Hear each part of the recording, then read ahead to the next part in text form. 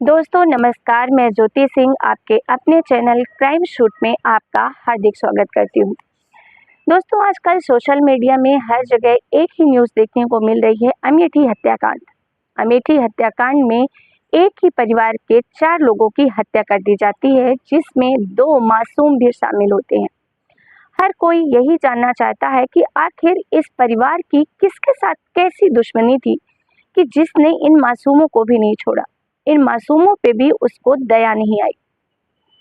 तो आज सारी जानकारी जानेंगे अमेठी हत्याकांड के बारे में। दोस्तों बात है 18 अगस्त 2024 की। उत्तर प्रदेश के रायबरेली की बात है।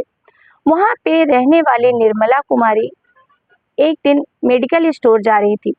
तभी उनको रास्ते में चंदन वर्मा नाम का व्यक्ति मिलता है, जो उनके रास्ते में रोकता है और साथ ही उनके साथ अभद्र व्यवहार करता है, उनको छेड़छाड़ करता है। ऐसा कहना था निर्मला कुमारी का। और जिससे परेशान होकर निर्मला कुमारी अपने नज़दीकी पुलिस स्टेशन जाती हैं और वहां जाकर चंदन वर्मा के खिलाफ शिकायत दर्ज करवाती हैं। शिकायत दर्ज होने के बाद पुलिस चंदन वर्मा को गिरफ्तार करती है और उन्हें सलाखों के पीछे बंद कर देती है। 2 से 3 दिन तक जो चंदन होता है वो पुलिस स्टेशन में बंद रहता है। उसके बाद निर्मला कुमारी को बुलाया जाता है और साथ ही दोनों पक्षों के बीच में सुलह करवा दी जाती है।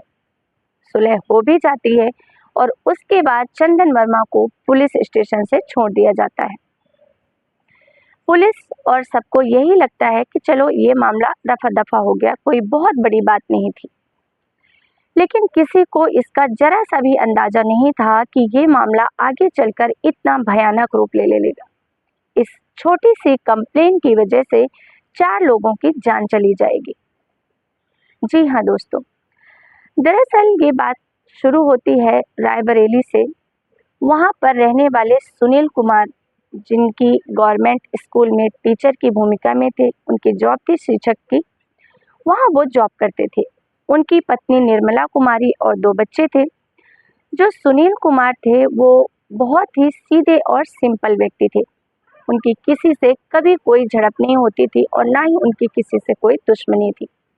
वो सीधा अपने स्कूल जाते थे, जहाँ पर वो अपने बच्चों को भी अपने बहुत प्यार से पढ़ाते थे। स्कूल के सारे बच्चे उन्हें बहुत प्यार करते थे और उसके बाद वो पूरा ध्यान अपने परिवार पर देते थे।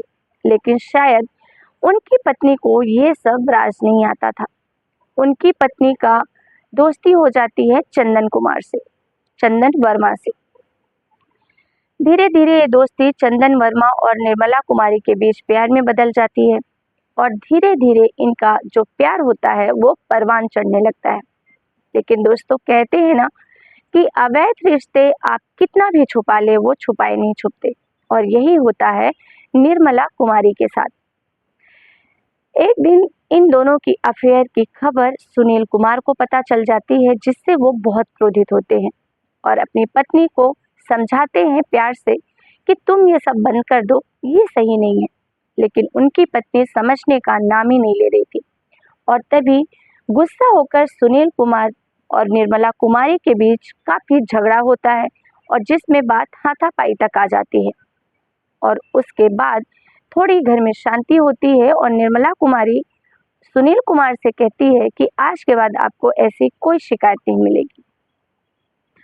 सुनील कुमार को लगता है कि इस शहर में रहेंगे तो हो सकता है ये सब चीजें दोबारा शुरू हो जाए, और इसी डर के कारण वो अपना ट्रांसफर रायबरेली से अमेठी करवा लेते हैं। उनको यही लगता है कि जगह बदल जाएगी, जो चंदन वर्मा होता है वो रायबरेली का होता है, बीवी चली जाएगी अमेठी और उसके बाद सब कुछ नॉर्मल हो जाएगा। लेकिन किसी को अंदेशा नहीं था कि ये सब आगे चलकर खौफनाक होगा, क्योंकि रायबरेली में इसी बात के कारण ही निर्मला कुमारी ने चंदन वर्मा के खिलाफ कंप्लेन की थी और इस बात से चंदन वर्मा बहुत ज्यादा नाराज था, क्योंकि उसको ऐसा लग रहा था कि निर्मला कुमारी ने उसको धोखा दिया है। और इसी बात से परेशान होकर वो दुश्मनी में बदल जाता है उनका प्यार, क्योंकि उसको कहीं ना कहीं उसका ईगो हर्ट होता है, उसकी बदनामी होती है, क्योंकि इस अफेयर में जितना गुनहगार चंदन वर्मा था उतना ही निर्मला कुमारी थी। लेकिन निर्मला कुमारी ने कंप्लेन करके चंदन वर्मा को कटघरे में खड़ा कर दिया था और इससे चंदन वर्मा का जो ईगो होता है वो बहुत हर्ट हो चुका था और उसने मन ही मन में ये प्लान बना लिया था कि इसकी कीमत तो इसे चुकानी पड़ेगी। और वही होता है, भले ही सुनील कुमार अपने परिवार को लेकर अमेठी आ जाते हैं, लेकिन चंदन फिर भी उनका पीछा नहीं छोड़ता। किसी तरीके से जहां पर सुनील कुमार रहते हैं वहां का चंदन एड्रेस पता कर लेता है और 3 अक्टूबर 2024 जिस दिन नवरात्रि का पहला दिन था, करीब शाम 6 बजे के आसपास का वक्त था, जो चंदन वर्मा होता है वो सुनील वर्मा के घर पर जाता है। डोर नॉक करता है, उनकी पत्नी दरवाजा खोलती है और सामने चंदन वर्मा को देखकर हैरान हो जाती है और तभी पीछे से सुनील कुमार आते हैं और चंदन वर्मा को देखकर वो भी बहुत क्रोधित हो जाते हैं और इसी बात पर उन तीनों के बीच काफी बहस हो जाती है और बहस होते हुए ही अचानक से चंदन वर्मा गुस्से में आकर पिस्टल निकालता है और एक के बाद एक ताबड़तोड़ 9 गोलियां चलाता है, जिसमें से उसने 4 गोली तो अकेले सुनील कुमार को मारता है, 2 गोली उनकी पत्नी निर्मला कुमारी को और एक गोली दोनों बच्चों को। इस तरीके से उन चारों की मौत हो जाती है और उसके बाद वो वहां से निकल जाता है। खैर, जब पुलिस ढूंढने लग जाती है, अब वहीं पास में एक मेडिकल स्टोर था, वहां पर बैठा व्यक्ति अचानक सुनता है कि उसको गोली के चलने की आवाज आई। उसे लगा कि शायद आज नवरात्रि का पहला दिन है, हो सकता है भक्त लोग अपनी खुशी जाहिर करने के लिए पटाखे जला रहे हों। लेकिन जब वो आसमान की तरफ देखता है तो उसको कहीं भी पटाखे की कोई निशानी नहीं दिखती और इससे पहले कि वो कुछ सोच पाता, अचानक से एक के बाद एक गोलियों चलने की उसको आवाज आई थी और तभी वो भागकर जहां से आवाज आती है उस तरफ जाता है। रास्ते में उसको पुलिस वैनिटी मिलती है, क्योंकि नवरात्रि में भीड़ बहुत थी और भीड़ को कंट्रोल करने के लिए पुलिस वैन खड़ी थी। वो उनको इन्फॉर्मेशन देता है कि साहब, यहाँ से बहुत सारी गोलियों चलने की आवाज आई है और पुलिस भी उनके साथ चलती है। और जैसे ही सुनील कुमार के घर पर पहुंचकर दरवाजा खोलती है तो देखकर सन्न रह जाती है, क्योंकि वहां पर 1-2 नहीं बल्कि 4 लाशें पड़ी थी खून से लथपथ, जिसमें से सुनील कुमार जिनकी उम्र 35 साल थी, उनकी पत्नी निर्मला कुमारी जिसकी उम्र 32 साल थी और 2 बच्चे जिसमें से एक की उम्र 5 साल और दूसरी बेटी की उम्र 1.5 साल थी। तुरंत ही प्राथमिक उपचार के लिए उन्हें भेजा जाता है, लेकिन डॉक्टर उन्हें मृत घोषित कर दिए जाते हैं। पोस्टमार्टम करके लाश परिवार वालों को सौंप दिया जाता है और साथ ही पुलिस इस खोजबीन में लग जाती है कि आखिर इनकी किससे दुश्मनी थी। आसपास के लोगों से पूछताछ की जाती है, लेकिन सभी का कहना यही था कि सुनील कुमार का व्यवहार बहुत अच्छा था और उनकी किसी से कोई दुश्मनी नहीं थी। लेकिन तभी पुलिस को अचानक 18 अगस्त 2024 को कंप्लेन की गई थी जो रायबरेली में, उस पे नजर जाती है, क्योंकि अभी सुनील कुमार को अमेठी आए हुए ज्यादा वक्त नहीं हुआ था और ऐसे में पुलिस को रायबरेली से तार जोड़ना स्वाभाविक था। और जब इस कंप्लेन पे नजर जाती है तब पुलिस प्राइम सस्पेक्ट चंदन वर्मा को मानती है और चंदन वर्मा को खोजबीन करने के बाद गिरफ्तार भी कर लिया जाता है। और चंदन वर्मा गिरफ्तार होने के बाद भी वहां पे जो मौजूद इंस्पेक्टर होते हैं उनकी पिस्टल निकालकर उन्हें मारने की कोशिश करता है, लेकिन इसी में जवाबी फायरिंग की जाती है और जो गोली सुनील वर्मा के पैर में लगती है। उसके बाद गिरफ्तार किया जाता है सुनील को और साथ ही पुलिस स्टेशन लाया जाता है और पूछताछ शुरू होती है। और इसके बाद जो खुलासा सुनील वर्मा करता है उसे सुनने के बाद शायद ये कहना गलत होगा कि इसमें गुनहगार केवल सुनील वर्मा था, सॉरी, इसमें गुनहगार केवल चंदन वर्मा था।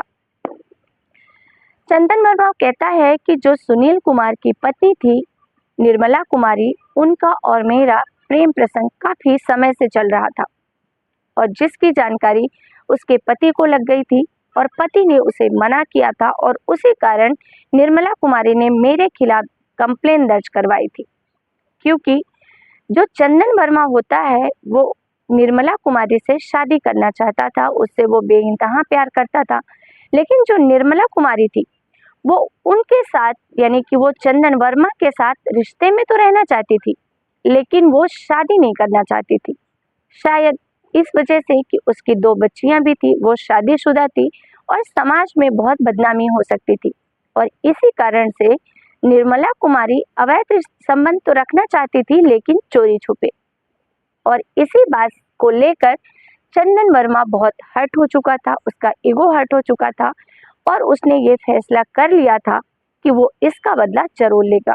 और उसी का नतीजा था कि उसने उन चारों लोगों को मौत के घाट उतार दिए। इतना ही नहीं, जो चंदन वर्मा था, उसका प्लान ये था कि इन चारों को मारने के बाद वो खुद भी अपने आप को गोली मार लेगा। और उसने कोशिश भी की, लेकिन शायद किस्मत को कुछ और मंजूर था, शायद उसकी मौत अभी नहीं लिखी थी, इसीलिए पिस्टल चल नहीं पाई। और एक बार जब पिस्टल नहीं चली तो चंदन वर्मा को दोबारा हिम्मत नहीं हुई कि वो अपने ऊपर दूसरी बार गोली चला सके। और इस तरीके से इस पूरे घटनाक्रम को अंजाम दिया गया। खैर, चंदन वर्मा सलाखों के पीछे है, लेकिन मेरा मानना तो यही है कि जितनी गलती चंदन वर्मा की है, उतनी ही गलती निर्मला कुमारी की है। क्योंकि शादी के बाद अवैध संबंध, एक्स्ट्रा मैरिटल अफेयर हमेशा ही परिवार को बर्बाद ही करते हैं। शायद अगर निर्मला कुमारी का चंदन वर्मा के साथ ये अवैध रिश्ता नहीं होता तो ये हंसता खेलता परिवार मौत के घाट नहीं जाता। खैर, इस बारे में आप लोगों की क्या राय है, हमें कमेंट करके जरूर बताइएगा। दोस्तों, इस घटनाक्रम को सुनाने का उद्देश्य किसी की भी भावनाओं को ठेस पहुंचाना नहीं है, बल्कि आपको सतर्क करना है, जागरूक करना है, सुरक्षित करना है। जितना ज़्यादा आप सतर्क रहेंगे, उतना ज़्यादा आप सुरक्षित रहेंगे। फिर मिलेंगे एक नए वीडियो में एक नई कहानी के साथ। तब तक के लिए आप सभी का बहुत बहुत धन्यवाद।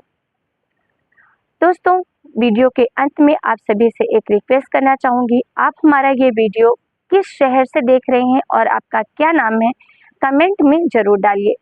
ये सिर्फ एक छोटी सी कोशिश है आप लोगों से जुड़े रहने की। नेक्स्ट एपिसोड में आप सभी का नाम आपके शहर के साथ ज़रूर लिया जाएगा। साथ ही अगर आपका किसी का बर्थडे है, किसी को आप एनिवर्सरी कुछ भी विश करना चाहते हैं, तो आप प्लीज़ कमेंट में छोड़ सकते हैं। फिर मिलेंगे। जय हिंद, जय भारत।